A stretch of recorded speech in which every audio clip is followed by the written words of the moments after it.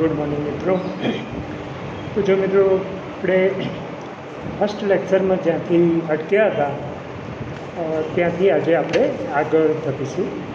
તો મિત્રો છેલ્લે આપણે એમ કે જોયું હતું કે ત્યાં જે મૃગયા વર્ણન છે કે એની કથા સુધી આપણે પહોંચ્યા હતા. હવે મિત્રો અહીંયા આપણે આજે જોઈશું શરૂઆતમાં કે ત્યાં છેલ્લે શ્રવણના માતા પિતાના શ્રાપથી ભારે હૈયે દશરથ નિજ રાજધાની અયોધ્યામાં પરત ફરે છે. ત્યાં આપણે વિરમ્યા હતા.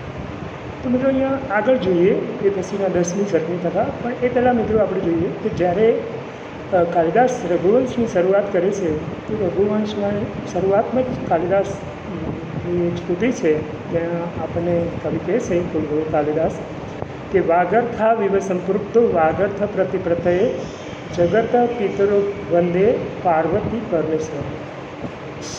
તો અહીં એમ કહે છે કે શબ્દ એટલે કે વાણી અને અર્થથી સંપૃક્ત થયેલી કે જે આ રચના છે તો એમ કે એવી જ્યારે હું એનો પ્રયોગ કરી રહ્યો છું વાક્ય તો જગતના પિતા સમાન એમ કે ભગવાન શિવ અને માતા પાર્વતીને પ્રણામ કરી અને હું આ ઈશ્વાકુ કુળના સૂર્યવંશી રાજાઓના જે મહાન ચરિત્ર છે એના વંશનું વર્ણન કરવા માટે જઈ રહ્યો છું. તો ભગવાન શિવને કહેશે કે આ સ્તુતિ છે ત્યાં પાર્વતી માતા અને શિવની, અને એ નિમિત્તે કાલિદાસ પોતાનું અને પોતાની આકૃતિ નિર્વિઘ્ને પૂર્ણ થાય એ માટે એમ કે રક્ષણ કરવાની ત્યાં એક સ્તુતિ છે. મિત્રો આપણે આગળ જોઈશું. તો એ પછીની જે કથા આગળ વધે છે તો આજના લેક્ચરમાં આપણે જોઈશું કે દશરથ રાજા ઘણા વર્ષો સુધી અયોધ્યા ઉપર રાજ કર્યું, પણ તેમને કોઈ પુત્ર નહોતો. જે તેમના ઋષ્યશૃંગ ઋષિ જે કુલગુરુ હતા એમને એમ કહે છે કે રાજા પાસે પુત્રેષ્ટિ યજ્ઞ કરાવ્યો. યજ્ઞની પૂર્ણાહતિ વખતે એ યજ્ઞકુંડમાંથી ખીર ભરેલું એમ કે એક સુવર્ણ પાત્ર લઈ અને એક પુરુષ પ્રગટ થયો. તેણે એ જે સુવર્ણ પાત્ર રાજા દશરથે એ સુવર્ણ પાત્રમાં રહેલી ખીરને ત્રણેય રાણીઓને સરખે ભાગે વહેંચી આપી. સમય જતાં ત્રણેય રાણીઓ સગર્ભા બની. રાવણના ત્રાસમાંથી એટલે કે જગતને મુક્ત કરવા માટે ભગવાન વિષ્ણુ માતા કૌશલ્યાની કુખે રામ તરીકે જન્મ્યા. એ સાથે કૈકેયીએ ભરતને જન્મ આપ્યો અને એમ કહેશે કે જે સુમિત્રા છે એમને લક્ષ્મણ અને શત્રુઘ્ન નામના બે ટ્વિન્સ જોડિયા બાળકોને જન્મ આપ્યો. ધીમે ધીમે આ 4 રાજકુમારો અયોધ્યાની ભૂમિ પર મોટા થવા લાગ્યા અને ત્યાં મિત્રો કાલિદાસ આ સર્ગ પૂર્ણ કરી છે. એ પછીના જે 11મા સર્ગની કથા છે ત્યાં વર્ણન આપણને એ પ્રમાણે મળે છે. તો મિત્રો કહે છે કે એક સમયે વિશ્વામિત્ર ઋષિ એમ કે દશરથ પાસે આવે છે અને રામ અને લક્ષ્મણને દાનવોથી પોતાના યજ્ઞનું રક્ષણ કરવા માટે પોતાની સાથે લઈ જવાનું ઈચ્છે છે. એટલે કે પોતાની સાથે આશ્રમમાં લઈ જવા ઈચ્છે છે. તેઓ દશરથની એમ કે પરવાનગીથી જ્યારે રામ અને લક્ષ્મણને લઈ અને આશ્રમ તરફ રસ્તામાં આવતા હોય છે તો રસ્તામાં તેઓ તાડકા નામની કોઈ રાક્ષસીનો વધ કરે છે.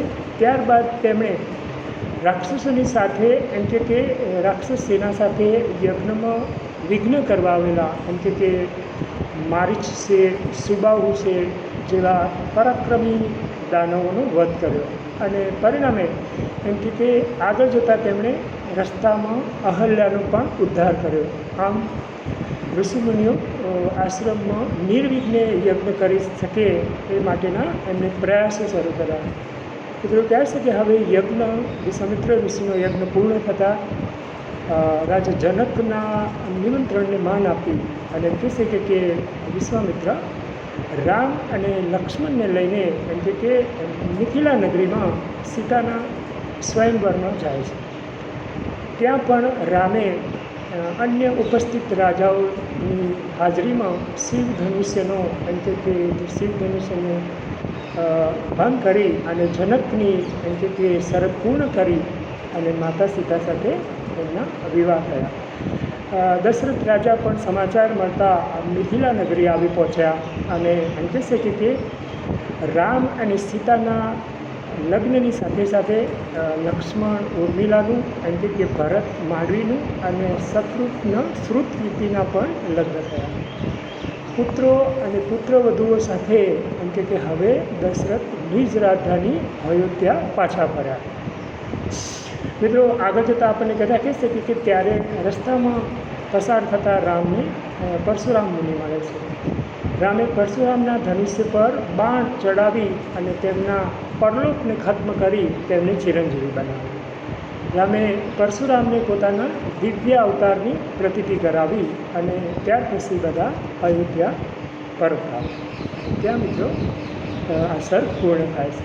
એ પછીની જે કથા આગળ વધે છે તો મિત્રો જે આપણા ભારતીય જન્માષ્ટમીનો બહુ પ્રચલિત કથા છે તો મિત્રો કે રામાયણની આ કથા આ કવિ આ સર્ગમાં ખૂબ જ ઝડપથી એટલે કે સંક્ષેપમાં વર્ણવે છે. કારણ કે એમાં ઘણા બધા ઘટનાઓ અને ઘણા બધા બનાવો પ્રસંગોનું વર્ણન છે. તો મિત્રો ત્યાં વર્ણન આપણને જે મળે છે તો તેમાં કહે છે કે હવે રાજા દશરથ વૃદ્ધ થયા છે. તે રામનો રાજ્યાભિષેક કરવાની તૈયારીમાં છે. તો એમ કે ત્યારે જ કઈ રાજા દશરથ પાસેથી તેમને પૂર્વે એમ કે યુદ્ધમાં એમ કે મેળવેલા જે મદદ કરી હતી એ નિમિત્તે મેળવેલા 2 વરદાન એટલે કે રામને નંબર 1 રામને 14 વર્ષનો વનવાસ અને ભરતને રાજગાદી સોંપવાની વાત કરી અને રાજા દશરથ સમક્ષ તેમણે આ માગણી મૂકી. મિત્રો કહે છે કે પુત્ર પિતાની આજ્ઞાને માથે ચડાવી અને રામ સીતા અને લક્ષ્મણ સાથે એમ કે વનમાં જવા માટે તૈયાર થાય છે. પુત્ર વિયોગે એમ કે રાજા જે દશરથ છે એ મૃત્યુ પામે છે અને મોસાળથી પાછા આવી રહ્યા અથવા તો આવતા ભરત આ સમાચાર સાંભળી અત્યંત દુઃખી થાય છે. મિત્રો કહે છે કે તે રામને મનાવવા માટે નગરજનો શ્રેષ્ઠીઓ મંત્રી પરિષદને લઈ અને ચિત્રકૂટ સુધી જાય છે. પણ એમ કહે છે કે રામની પાદિકાઓને સિંહાસન પર સ્થાપી અને ભરત અયોધ્યા નગરની જ બહાર કોઈ કુટીરમાં નિવાસ કરી અને એમ કહે છે કે રાજ્ય ચલાવવાના. આગળનું જે કથાનું જે વર્ણન છે એમાં એમ આપણને કહેશે કે તે પછી રામનો વનવાસ, રામના વનવાસના જુદા જુદા વિવિધ પ્રસંગો, રાવણ દ્વારા સીતાનું હરણ, લંકા પર રામની ચડાઈ, રાવણ વચ્ચેનું ભીષણ યુદ્ધને અંતે રામનો વિજય અને અગ્નિથી પરિશુદ્ધ એવી સીતાનો સ્વીકાર અને અંતે રામ, લક્ષ્મણ અને સીતા પુષ્પક વિમાનમાં બેસી એમ કે અયોધ્યા પરત આવવા માટે એમ કે ત્યાંથી લંકાથી નીકળે છે તેનું વર્ણન છે. અને ત્યાં મિત્રો આ સર્ગ પૂર્ણ થાય છે.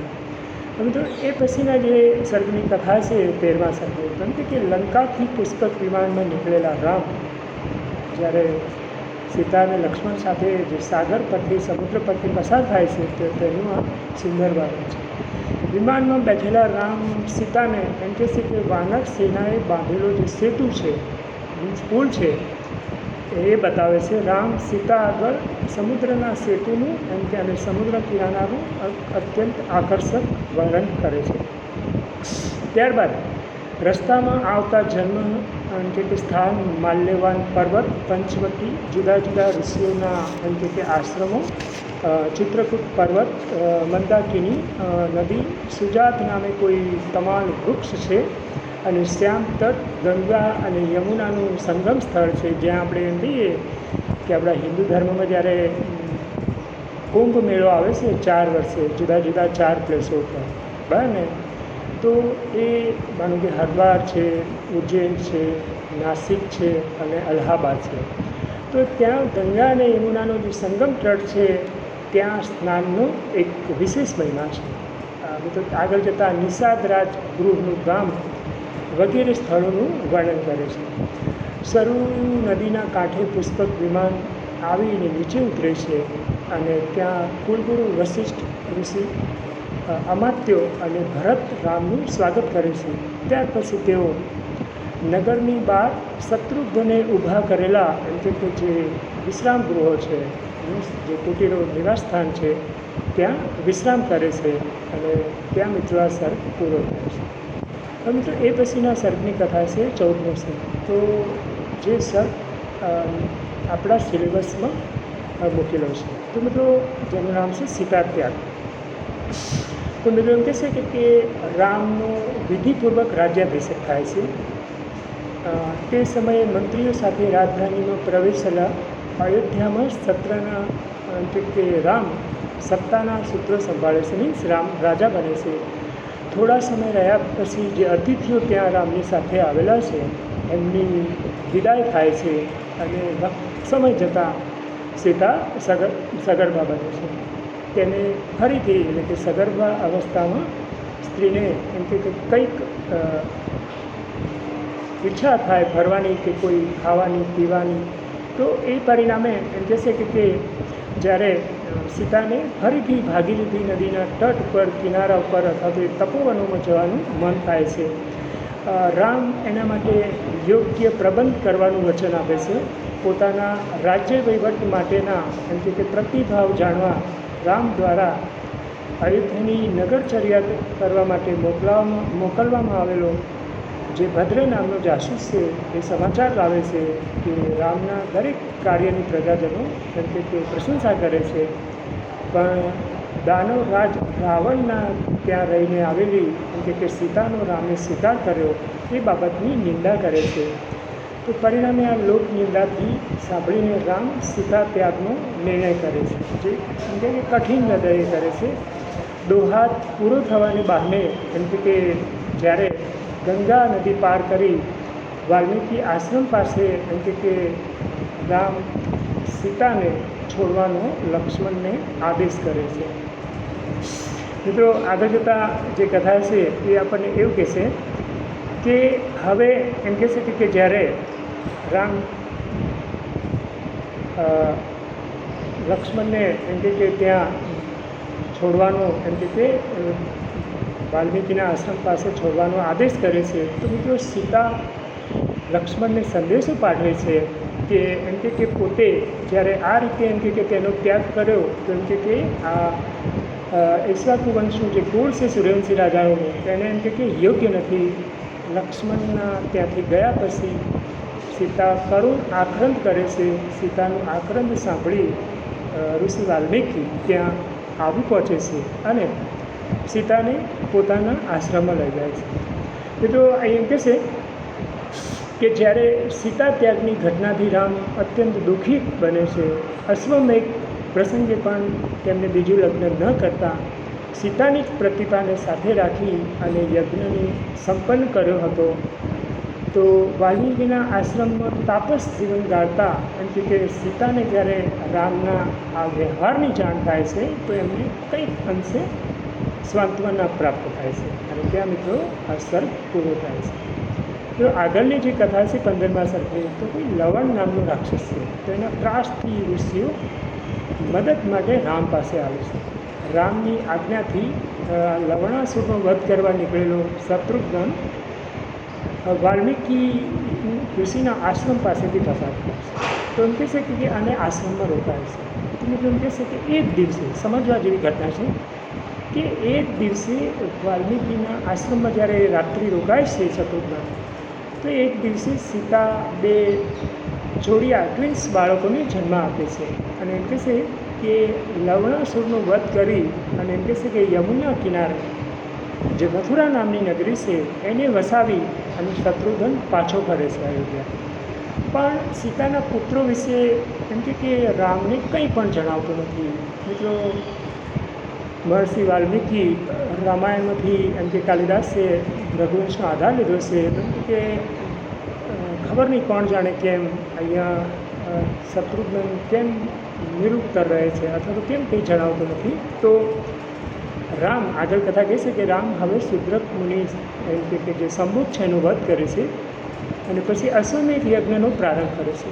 અનેક ઋષિઓ ત્યાં આવે છે. વાલ્મીકી પણ પોતાના શિષ્યો સાથે અશ્વમેઘ યજ્ઞમાં ઉપસ્થિત થાય છે. એટલે કહેશે કે લવ અને કુશ વાલ્મીકીએ પણ એમ કે શીખેલું જે રામાયણ છે એ રામાયણનું ગાન ત્યાં કરે છે. વાલ્મીકી તેમને રામના પુત્રો તરીકે જાહેર કરે છે અને રામને સીતાનો પુનઃ સ્વીકાર કરવા જણાવે છે. જો પ્રજાજનોને વાંધો ન હોય તો રામ સીતાનો સ્વીકાર કરવા તૈયાર થાય છે, પણ સીતા પોતાની પવિત્રતા સાબિત કરવા એમ કે ધરતી માતાને એમ કે વિનંતી કરે છે અને એવું કહે છે સીતા માતા ત્યાં ધરતી માતાને કે તમે મને તમારા ઉદારમાં સમાવી લો. અને પરિણામે ધરતી માતા તેની સીતાની પ્રાર્થના સાંભળી અને છેવટે તેને ઉદારમાં સમાવી લે છે. છેવટે એમ કે રામ પોતાના રાજ્યનું વિભાજન કરી રાજ્યનો વહીવટ બધા ભાઈઓ અને પુત્રોને સોંપી અને સ્વર્ગે પ્રયાણ કરે છે. એની કથા છે. અને જો ત્યાં આ સર્ગ પૂર્ણ થાય છે.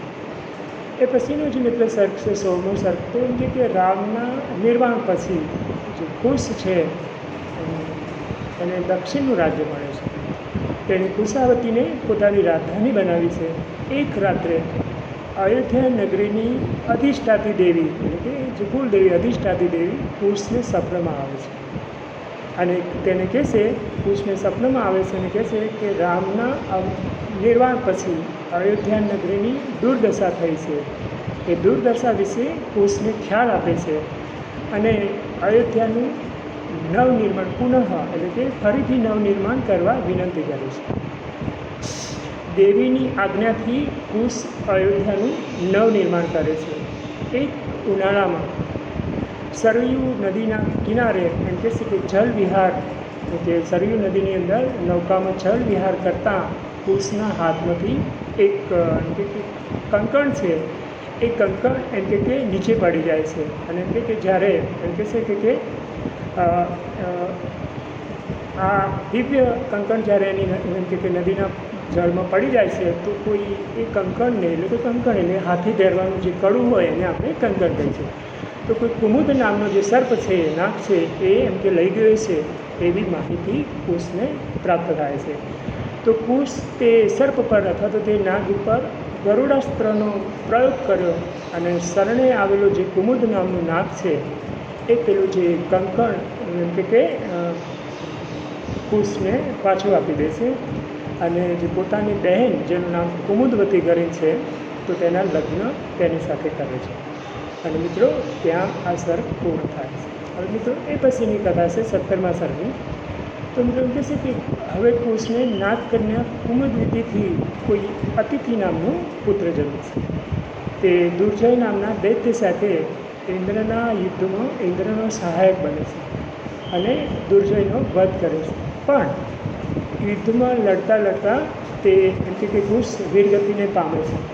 કુશ યુદ્ધમાં લડતા વીરગતિને પામે છે. કુમુદવતી પાછળ એમ કહે છે કે એની પાછળ સતી થાય છે અને હવે અતિથિ અયોધ્યાની ગાદી આવે છે અને થોડાક જ સમયમાં એમ કે શાસનકાળ દરમિયાન અયોધ્યાની સ્વર્ગની જેમ એમ કે નગરી શોભવા લાગી અને થોડા જ સમયમાં તે એક પ્રભાવશાળી રાજા તરીકેની પ્રસિદ્ધિ પ્રાપ્ત કરે છે. આ સર્ગમાં કાલિદાસે રાજનીતિના સૂક્ષ્મ સિદ્ધાંતોનું સરસ અને વિસ્તૃત વિવેચન કર્યું છે. અને મિત્રો ત્યાં સર્ગ પૂર્ણ થાય છે. એ પછીનો જે સર્ગ છે 18મો સર્ગ, તો મિત્રો ત્યાં કથા આ પ્રમાણે આગળ વધે છે કે અતિથિને નિષદ દેશના રાજા અર્થપતિની પુત્રીથી એક પુત્ર થાય છે અને એ પુત્ર જ્યારે એમ કે મોટો થાય છે ત્યારે અતિથિ નિષદને રાજ્યનો વહીવટ સોંપી અને યજ્ઞયાગ કરતાં સ્વર્ગે સીધાવે છે.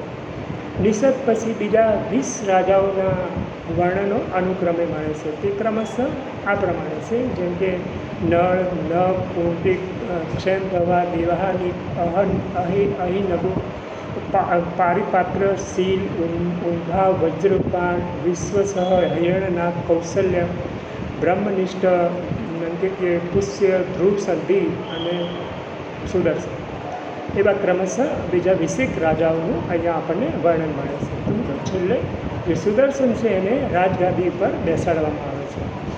છેલ્લા રાજા ધ્રુવ સંધિને સિંહે મારી નાખ્યો હતો, એટલે એમ કે તેના 6 વર્ષનો જે પુત્ર હતો સુદર્શન એને અયોધ્યાની રાજગાદી પર બેસાડવામાં આવે છે અને મિત્રો ત્યાં આ કથા વિરમે છે.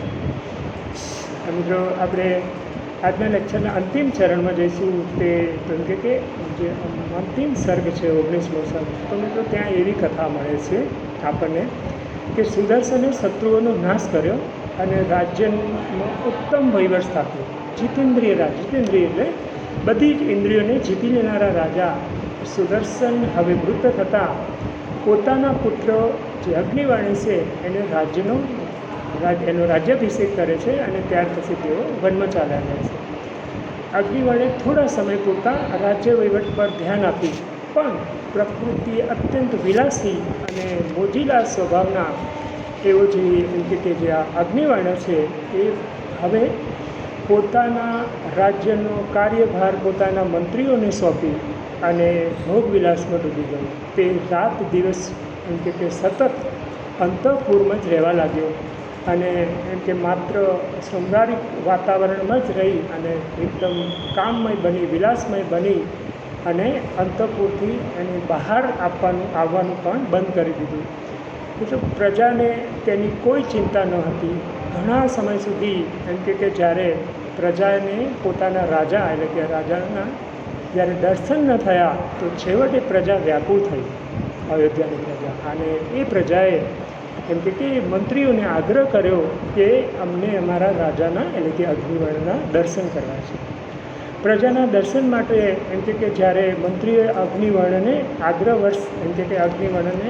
કર્યો કે આગ્રહવશ એવો કે જે અગ્નિવર્ણ છે તો એને દર્શનાર્થે આતુર એવી પ્રજાને અંતઃપુરની એક બારીમાંથી કે પોતાનો પગ કાઢીને બતાવ્યો. અગ્નિવર્ણ અત્યંત ભોગવિલાસમાં રહ્યો તો પરિણામે ક્ષયના રોગનો ભોગ બની અને અકાળે મૃત્યુ પામે. મંત્રીઓએ તેની જે સગર્ભા રાણી છે તેને સિંહાસન પર બેસાડી. અને મિત્રો અહીંયા રઘુવંશની કથાનો કે ઓચિંતો અંત આવે છે, મીન્સ થોડો કરુણ અંત છે, કારણ કે ત્યાં છેલ્લો જે રાજા છે અગ્નિવર્ણ એ 88 હોય છે. તો અહીંયા મિત્રો કહેશે છતાં પણ અગ્નિવર્ણ વિશે એવું કહેવાય છે કે એક પ્રથમ પંક્તિનો ઉમદા કલાકાર હતો. એ પોતે જાતે મૃદંગ વગાડી શકતો હતો. તો મિત્રો અંતમાં આપણે જોઈશું કે આમ 19મા સર્ગના અંતે રઘુવંશનો એક પ્રતાપી તથા જે નિષ્કલંક સૂર્યમાંથી જન્મેલો સૂર્ય સમાન તેજસ્વી યશસ્વી રાજાઓના વંશનું આકસ્મિક અંત આવી ગયો. જેવી રીતે મિત્રો સૂત્રમાં એક પછી એક મણિ પરોવીને એક સુંદર મણિમાલા એટલે કે રત્નમાળા તૈયાર થાય છે, તો તેમ આ કાવ્યસૂત્રમાં કવિકુલગુરુ કાલિદાસે એક પછી એક પ્રતિભાશાળી કે રાજરત્નો પરોવી અને રઘુવંશમાલાનું કે સર્જન કર્યું છે. તો મિત્રો કે આવી અદ્ભુત કે એક પંચકાવ્યમાં સ્થાન પ્રાપ્ત કરે રઘુવંશ નામના મહાકાવ્યની કાલિદાસે રચના કરી છે. તો મિત્રો અહીંયા આ કથા પૂર્ણ થાય છે. આપણે અહીંયા કે આજે વિરમીશું. એ પછીનું જે આગળનો જે આપણો જે અભ્યાસક્રમમાં પાઠ્યક્રમમાં નિયત જે છે એ આપણે એની પછી જોઈશું. તો મિત્રો થેન્ક યુ વેરી મચ.